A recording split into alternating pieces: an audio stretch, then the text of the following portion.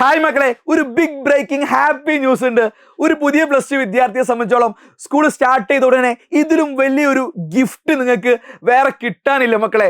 നിങ്ങൾക്കറിയാം, കഴിഞ്ഞ 2 വർഷങ്ങളായി +1 ഇംപ്രൂവ്മെന്റ് +2 എക്സാമിന്റെ കൂടെയാണ് നടത്തിയിരുന്നത്. അതിന്റെ ബുദ്ധിമുട്ട് നിങ്ങൾക്ക് തന്നെ അറിയാം. +2 പ്രോപ്പറായിട്ട് പഠിക്കാൻ പറ്റില്ല, +1 ഇംപ്രൂവ്മെന്റും പ്രോപ്പറായി പഠിക്കാൻ പറ്റാറില്ല.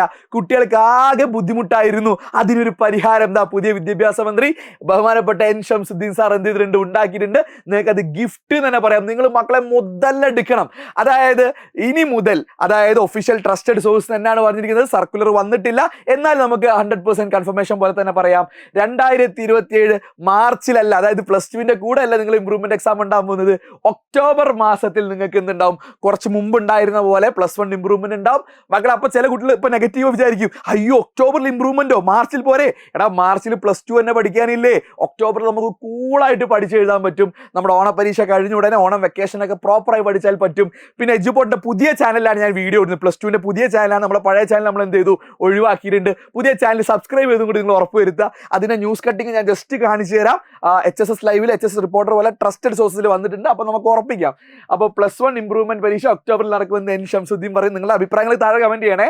അതായത് ഇതിൽ പറഞ്ഞിരിക്കുന്നത് +2 വിദ്യാർത്ഥികൾ നേരിടുന്ന വലിയൊരു പ്രതിസന്ധി മന്ത്രിയുടെ ശ്രദ്ധയിൽപ്പെടുത്തിയത് കൊണ്ടാണ് മന്ത്രി ഉടനടി പ്രശ്നം പരിഹരിച്ചത്. അപ്പോൾ അക്കാര്യത്തിൽ ബിഗ് സല്യൂട്ട് പുതിയ എഡ്യൂക്കേഷൻ മിനിസ്റ്റർ എൻ ഷംസുദ്ദീൻ. കാരണം +2 വിദ്യാർത്ഥികളുടെ ഏറ്റവും വലിയ പ്രശ്നമായിരുന്നു ഇത്.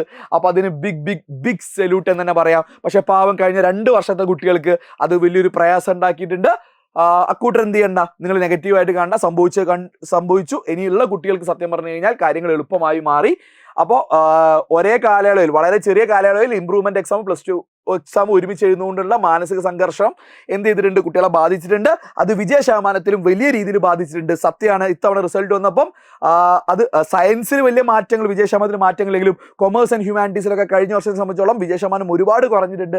അതിന്റെ പ്രധാന റീസൺ +1 പ്രോപ്പറായിട്ട് കുട്ടികളും അത്ര പ്രിപ്പയർഡ് അല്ലാതെ, 10ാം ക്ലാസ് +1 വന്ന സമയത്ത് പ്രിപ്പയർഡ് അല്ലാത്തത് കൊണ്ടുള്ള ഒരു ചെറിയ പ്രശ്നം കൊണ്ട് +1 മാർക്ക് കുറയുകയും, +2 അവർ നന്നായിട്ട് പഠിച്ചു, ആ മാർക്ക് മേക്കപ്പ് ചെയ്യാൻ ശ്രമിച്ചു. പക്ഷെ +1ഉം +2 കൂടി കൂട്ടിയിട്ട് ഒരുമിച്ച് എക്സാമിന്റെ പാസ് മാർക്ക് നോക്കുന്ന സമയത്ത് +1 കുറഞ്ഞതുകൊണ്ടും ഇംപ്രൂവ് ആവാത്തത് കൊണ്ടും അവർ തോറ്റുപോയതാണെന്നാണ് മനസ്സിലാക്കുന്നത്. അപ്പോൾ ഇത് സത്യമായിരിക്കട്ടെ, പെട്ടെന്ന് തന്നെ നടപ്പിലാക്കട്ടെ. സോ പ്രിപ്പറേഷൻസ് തുടങ്ങാം. എജുപോർട്ട് നിങ്ങൾക്ക് എന്തായാലും ക്ലാസ്സും ബാച്ചസും ഒക്കെ അനൗൺസ് ചെയ്യുന്നതായിരിക്കും.